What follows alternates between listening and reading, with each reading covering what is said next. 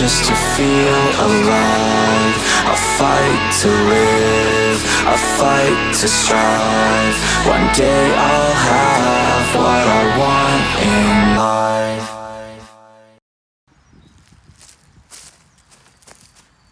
Salut à toutes et à tous, aujourd'hui on va parler de mon vélo qui me tient à cœur et c'est le premier vélo haut de gamme que j'ai eu depuis que je fais du vélo depuis une quinzaine d'années.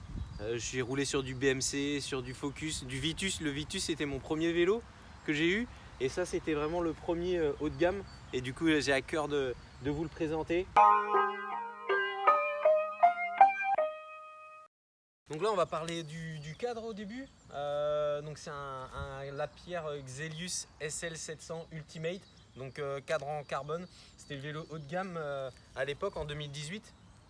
Et donc la FDJ roulait sur ces vélos là et moi j'ai acheté le vélo au CC Etup.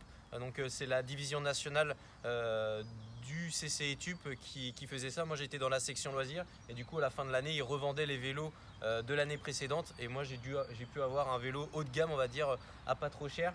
Un vélo tout en carbone, vraiment très léger et vous pouvez le voir, je suis en patin, donc à l'époque c'était à la bascule entre le disque et le patin et j'ai vu le disque a été autorisé par l'UCI en compétition à partir de 2018, donc voilà, moi j'étais encore à patin mais ça fait vraiment un vélo pas lourd, donc je l'avais pesé avec ces roues-là 7,5 kg, quelque chose comme ça, et avec mes autres roues, mes Mavic qui sont un peu plus légères, 7,3 kg, donc c'est vraiment très léger. Quand on voit les vélos de maintenant, il y a bien 1 kg, 1,5 kg en plus. Pour la montagne, il est vraiment bien, j'ai pu monter quelques cols et avoir des bonnes sensations. C'est vraiment tip top. Le vélo, ce qu'il faut savoir, c'est qu'il est vraiment très réactif. En plus, j'ai un vélo en S, donc c'est des vélos de petite taille, donc en général, c'est bien réactif dans les relances et tout. Et puis même sur le plat, ça envoie bien. Surtout le combo avec les roues Maxwheel qui était vendu avec le vélo et c'était le partenaire du CC Etup. Donc c'est des roues artisanales qui sont assemblées dans l'est de la France par Max Vichot. C'est d'où le nom Maxwheel. Et Max Vichot, en fait, c'est le père de Arthur Vichot qui était professionnel à la FDJ. Donc voilà, c'est son père qui fait ça. Donc c'est des roues en carbone, des rayons en acier.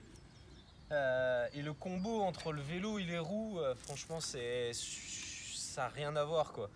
J'ai les Mavic C40 aussi sur le vélo pour l'entraînement.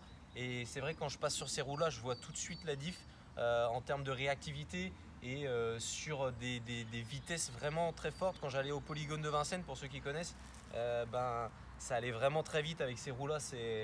Ça pulse bien à 40-50, tu es à l'aise. Il y a beaucoup d'inertie avec des roues qui sont en 50 mm.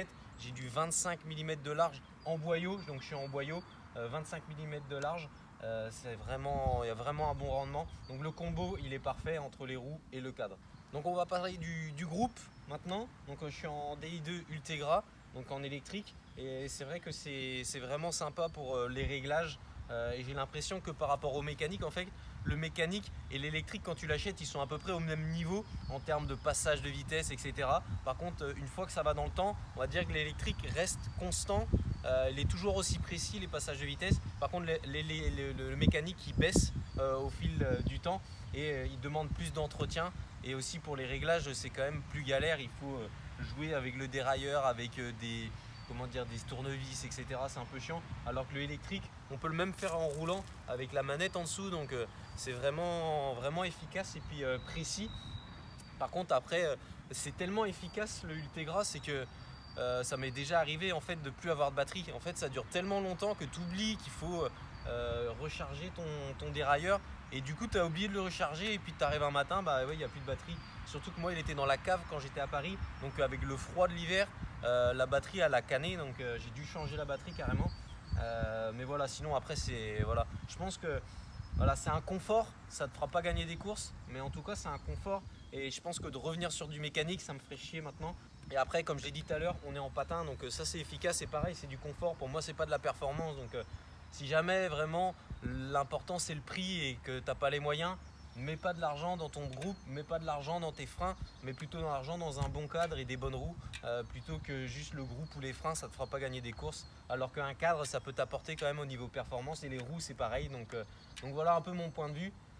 Maintenant, on va parler de la selle, la SMP, celle créée en Italie. Et je trouve que c'est vraiment une selle, c'est naze. Je suis désolé, mais ça fait 2 ans que je l'ai pourtant, mais j'aime pas. En fait, une fois que tu es dessus, tu es calé, tu bouges plus. Tu peux plus bouger. Et c'est vraiment très pointilleux. Il faut vraiment avoir une bonne position. Parce qu'une fois que tu es calé, tu bouges plus. Donc tu peux plus compenser en avançant un peu ou en reculant. Tu es vraiment calé en fait dans le creux qui est ici. J'ai mal au derche en fait avec. Je suis pas à l'aise dessus.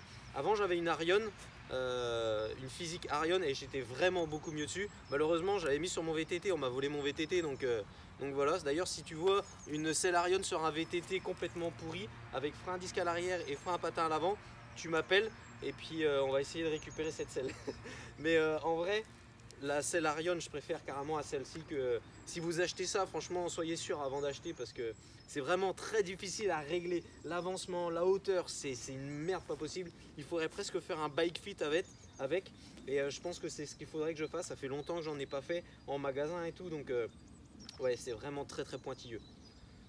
Maintenant on va passer au capteur de puissance. Donc je l'ai acheté, donc le vélo je l'ai eu en 2018 et après j'ai acheté le capteur de puissance vers 2020. Donc voilà, le capteur, j'ai choisi un rotor et pas des pédales Asioma parce que les pédales, je m'étais dit que c'est pas trop mal, c'est pas trop cher.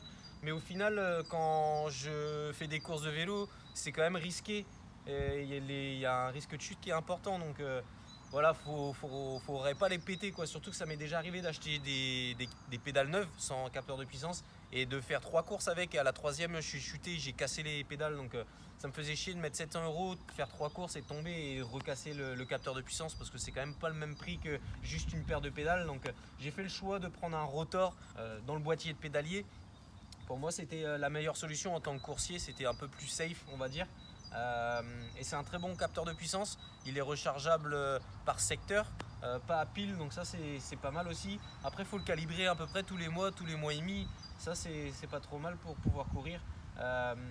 Et Rotor aussi, ce qu'ils font, c'est ils font les plateaux ovales. Donc je me suis dit que j'allais essayer et j'ai pas vu beaucoup de différence en termes de performance. Après voilà, comment Rotor, quand tu l'achètes, tu es dans une certaine position en fait. Tu es calé sur une certaine position d'angle de ton rotor parce que là on voit c'est un 53, le 53 il est là et dans cet axe là c'est un 51. En fait la logique du truc c'est que quand tu es en position de force, donc c'est-à-dire c'est par ici que tu forces le plus, il faut que tu sois sur le 53. Donc là on voit la chaîne elle est sur le diamètre le plus grand et en fait quand tu te retrouves après, là c'est les angles morts, donc tu retrouves un diamètre qui est plus faible et donc tu forces moins, donc ça te permet est censé gagner en performance. Après je pense qu'on là on est dans le gain marginal. Je trouve qu'il n'y a pas forcément de gain. J'ai pas vu beaucoup plus de trucs. Par contre tu es quand même obligé de t'habituer. C'est vrai quand tu l'achètes, acheter le rotor comme ça, il faut y mettre 10 heures pour bien s'y faire. Après voilà, 1000 km, quelque chose comme ça, déjà c'est pas mal. Et tu te mets dans la position standard. Et en fait tu as 4 positions et après tu utilises l'application rotor. Et après tu repédales et il te dit en fait, parce que tout le monde ne force pas au même endroit en fait. Tout le monde a une cadence où on appuie différemment en fait.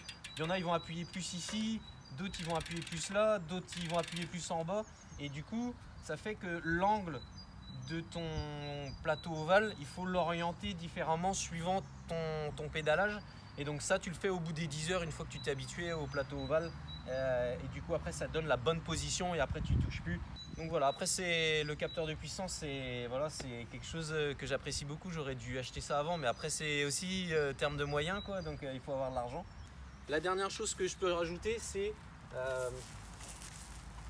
le cockpit. Donc là j'ai le petit truc Garmin et tout pour faire support de compteur avec mon petit compteur, mon petit Garmin.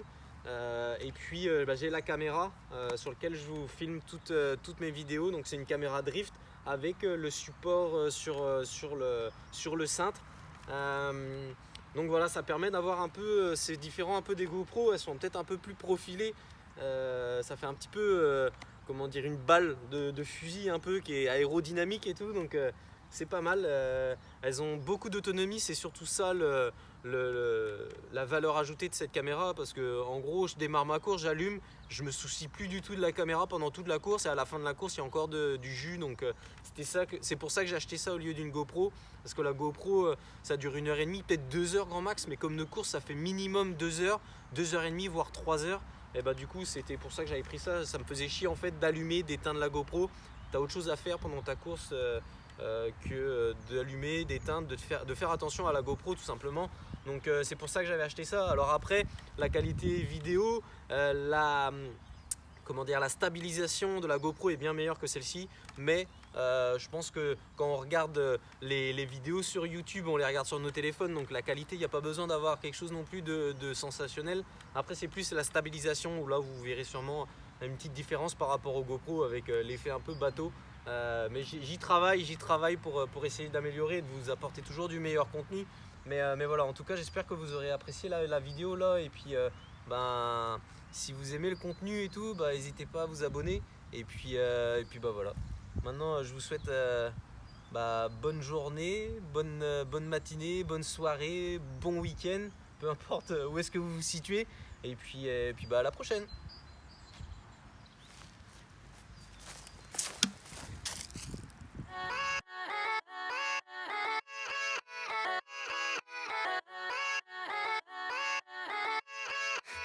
Yeah, let's go. I ain't the first with the curse,